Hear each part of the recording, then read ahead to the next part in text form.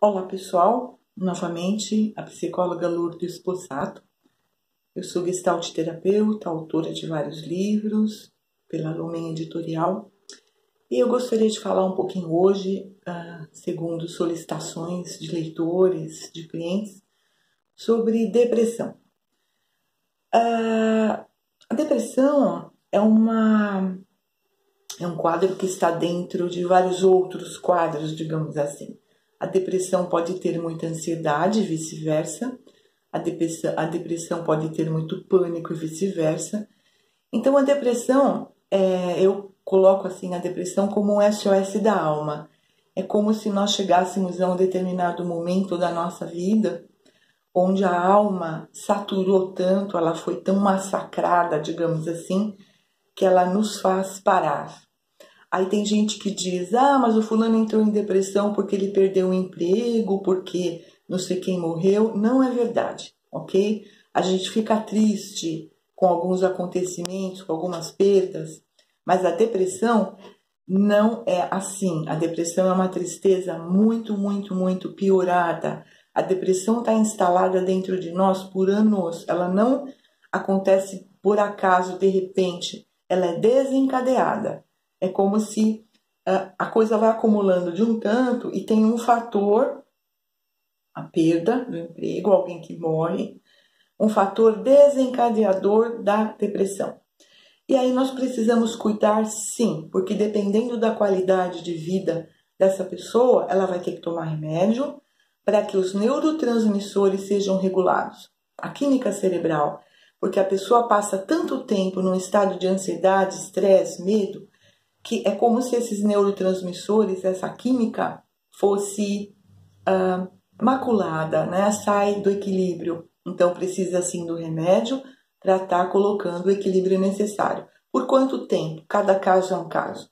Às vezes 6 meses, 1 ano, 2, depende. Mas uma coisa é certa, não pare o seu remédio sem autorização do psiquiatra, tá? Ou do médico que te passou o antidepressivo. Entendendo emocionalmente a causa da depressão, excessos de acúmulos de mágoas, medos, remorsos, culpas, coisas não expressas, autonegação. Olha que interessante, né? A pessoa às vezes passa tanto tempo se autonegando, ela carrega aquele monte de crenças que faz com que ela sempre esteja às ordens de alguém, às ordens de atender às expectativas, é como ela crê, né? Às ordens de agradar as pessoas, então ela não fala não, ela se nega o tempo todo. Tem gente que passa uma vida assim, tá? Uma vida inteira. Gente com 60, 70 anos em depressão que passou a vida toda agindo dessa forma de negar-se, né?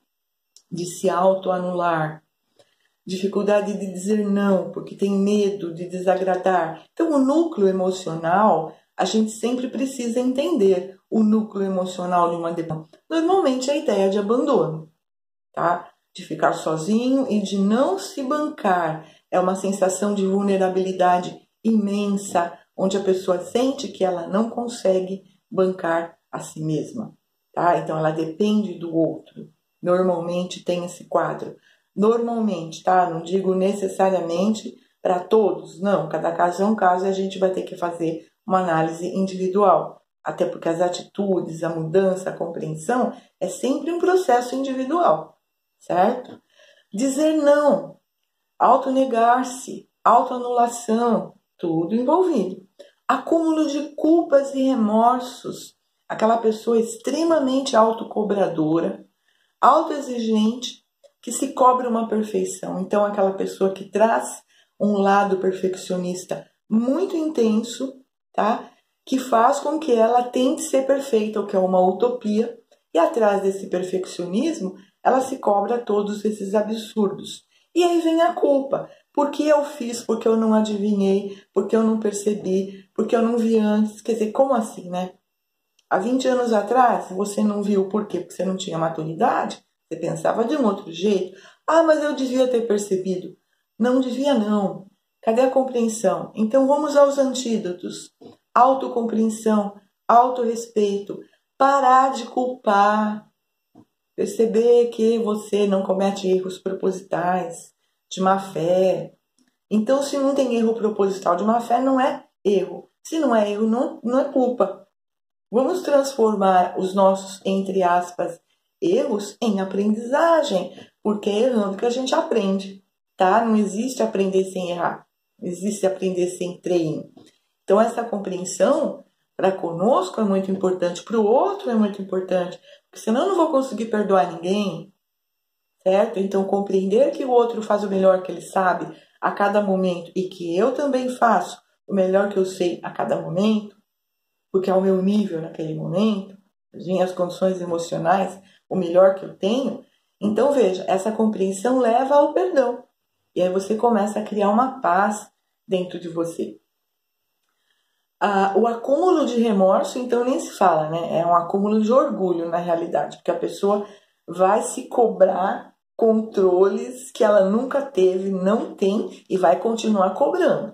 Ela acha que a felicidade da família depende dela, que onde já se viu que a pessoa morreu, que ela devia ter impedido a morte da pessoa. Umas neuras, assim, grandiosas, que se a pessoa não percebe, ela continua em depressão. Então, a depressão, gente, envolve o tratamento multidisciplinar mesmo, tá? É o medicamento, a terapia, que eu já atendi muita gente tomando remédio para depressão há 20 anos, mas que não estava entendendo ainda a sua depressão, tá? Então, corrigir a química do cérebro é legal, mas corrigir o emocional é hiper importante, porque aí sim tem a cura e o amadurecimento, né? Atitudes assim, por exemplo, tomar mais sol, se cercar de cores, músicas, tem exercícios na biodança para você ouvir músicas que gerem energia, que geram alegria, que geram equilíbrio, sabe? Então são coisas assim interessantes. Tem um livro que eu escrevi, o É Tempo de Mudança, um capítulo especial ali, como trabalhar a depressão, como transformar a depressão em alegria. Tem o Porquê Sofremos Tanto, que tem um capítulo também sobre a depressão. Então, gente, tá aí. Vocês podem adquirir esses livros pela luminhaeditorial.net. Eu aconselho, sabe por quê? Porque você precisa se sentir feliz.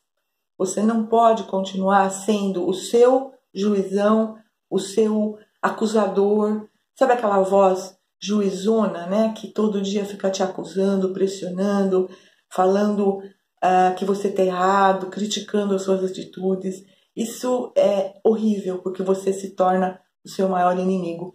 E lembrando que a nossa energia, aquela que nós emanamos e que nos faz atrair coisas na nossa vida, tem a ver com a energia que a gente se trata, né? O que eu faço para mim mesmo? O que eu faço de bom para mim?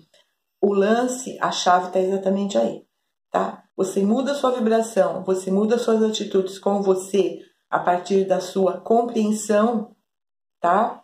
Aí você vai atrair novas coisas para você. Alguém pode não gostar do que você faz, mas uma coisa é certa.